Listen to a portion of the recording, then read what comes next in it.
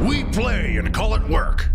Hey everybody, Matthew here from MiniWarGaming.com. Just wanted to make this short-ish announcement video. Just want to talk about a few of the upcoming changes to MiniWarGaming. First off, I know that a lot of people were worried because we didn't put any 40k battle reports yesterday. The showcasing the Tyranids was not meant to be a replacement for that. We just honestly, when we were just doing our whole production schedule and everything, it just somehow slipped through the cracks. We just didn't have enough 40k battle reports, and so we didn't have any to go out yesterday. So there's nothing to be worried about. We are going to be continuing our schedule of Monday, Wednesday, and Friday for Warhammer 40k battle reports. And we're already working to get enough done, and I've looked at the schedule. We've got enough people coming in. It's fine. It somehow happened the way that everything kind of converged together that we didn't have any there. And so we're still doing all that content. There are going to be some changes, though. For one thing, we're going to soon be starting Horus Heresy. And Horus Heresy is not going to be in addition to 40k. It's going to be along with it, meaning that it'll take up one of the Monday, Wednesday, or Friday slots when we actually have Horus Heresy battle reports, which makes total sense because when you're playing 30k, you're essentially playing 40k with some different codices. With all the different Space Marine legions. There is definitely a different feel to the game. It's almost like a bit of a throwback to a couple of editions ago. The power level of a couple of editions ago is how Horus Heresy feels. Because right now you're dealing with super powerful Necrons, Tau, Eldar, even Space Marines and Dark Angels, Khorne Demonkin, all that stuff is coming out with, there's more monstrous creatures, there's more AP2, there's more ignoring cover. There's just a lot of, it's escalation, of course. It's the power creep, as a company like Games Workshop always wants to sell new miniatures, and so when they come out with a new codex, they have to make sure that it's appealing. And I totally get that. I don't necessarily agree with the level that necessarily they're doing that, or the internal balance within the codexes, but everybody's going to have issues with that, and it's really up to the company to decide how they're going to do that.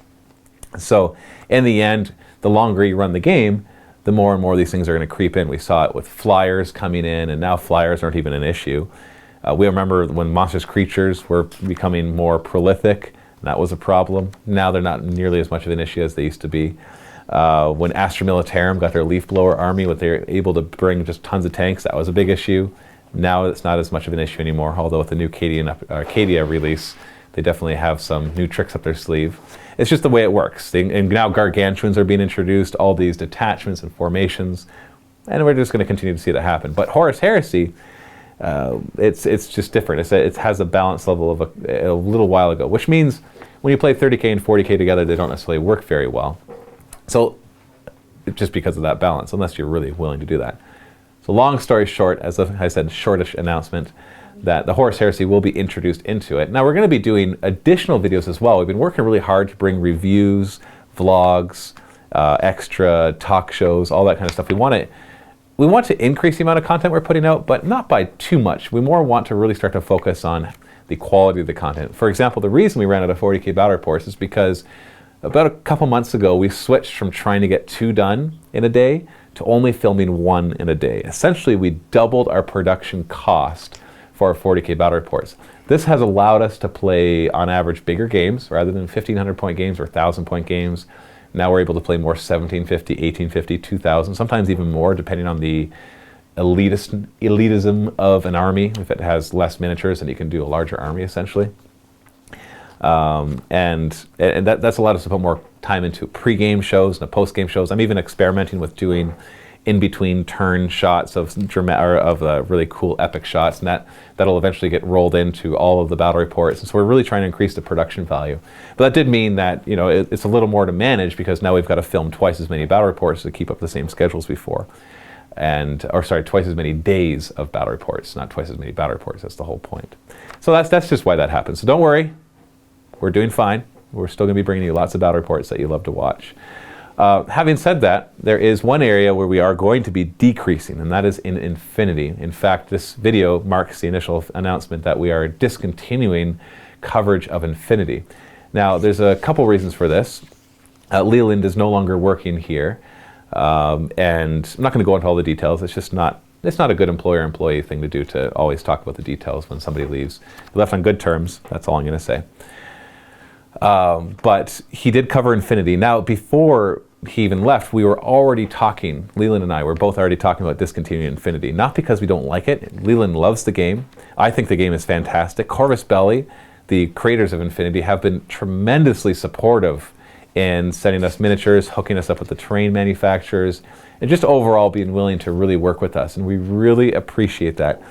The problem is we've only got so much manpower to cover the various games.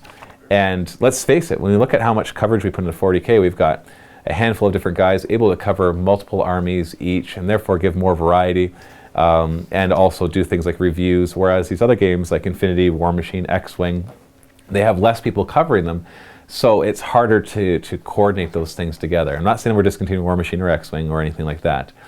Infinity definitely was one that we were looking at first.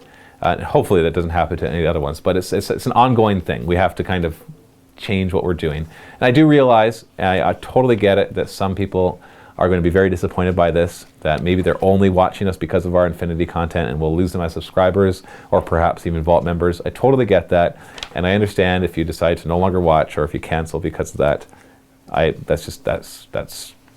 That's normal. If a show gets canceled that you like on a certain network, it might have been the only one you were watching, even if it wasn't the most popular. It doesn't mean that there isn't a following. And so I get that. I totally get that that's going to happen. So I understand that. It's more we have to look at the numbers, the bottom line, and make decisions on what we can and cannot cover. Because in the end, I don't know, maybe to some of you we come across as a larger company, but we're a small company. We have not even a dozen employees, and we're proud of what we've built. But in the end, we're still classified. Like when we get surveys and stuff saying, what size business are you? The first usually is either like 1 to 10 employees. Some of them are like 1 to 20 employees. And so we get lumped in with the category of people who are working by themselves. And so we're definitely still very small business. And so we try to increase the production quality and everything that we're doing. But in the end, we are limited in what we can do. We've thankfully grown. Our Vault members have been tremendously supportive, allowing us to buy all the miniatures and terrain that we've been doing. Our collections have been expanding a lot over the past couple of years. We've been able to cover a lot more. Not as much as we'd like. There's always more we want to cover. There's always more you want us to cover. There's always certain armies that don't get enough coverage. I think that's always going to be the case until we have 50 content producers, but even then the proportions are always going to be the same, that certain things will get covered more than others. And I think that's just always the way it's going to be, that the more popular things will always get covered more because they're popular. And I know it's a bit of a cyclical thing, but that is the way we do have to run our business. So I hope that you can understand all this. We are making changes. I know some people have expressed concern or disappointment in certain things, like we haven't done a narrative campaign in a little while, missing the day of battle reports, me not doing my sit and talks weekly anymore, although I'm about to record one right now. I'm sitting down to do that for this week, so you can expect one out this Friday. And I get that. As we make changes, people who liked old ways or the old things that we're doing will be disappointed, and some might even think it's not a good business move. But just understand we're doing the best we can. We're trying to make the best decisions for both you and for us, because in the end, if you think about it, the decisions we make are based on what you guys want, even though there's going to be some people, maybe even a vocal minority, who might come across as making it feel that that's not the case. We can see the numbers, we can see what's getting views, we can see why people are signing up for the Vault and what they're watching, and that gives us indications of what we should cover. It doesn't always give us the full story, where we make the best decisions we can, and they're not always the best decision, but we don't always know that until after the fact. And sometimes we'll never know that. There's a certain amount of unknown when running any business. So, but we do really appreciate, we have such good supporters. We have so many viewers, got lots of YouTube subscribers, a lot of Vault members that are willing to support us. Some of them just because they want to support us, and they might not even watch all the Vault videos, they just sign up for that. So to all of you guys, whether you're a Vault member or not, whether you're a regular viewer or not, whether you regularly comment or not, every little bit is a contribution to our business. It allows us to do what we do, and we do really appreciate that. We love this hobby, and we just want to keep being able to do it for a very long time. But making changes along the way to keep things interesting and to maximize growth as a business, so that we can then provide even more for you guys. So thank you for all your feedback. Thank you for all your support. Keep on gaming, and happy wargaming.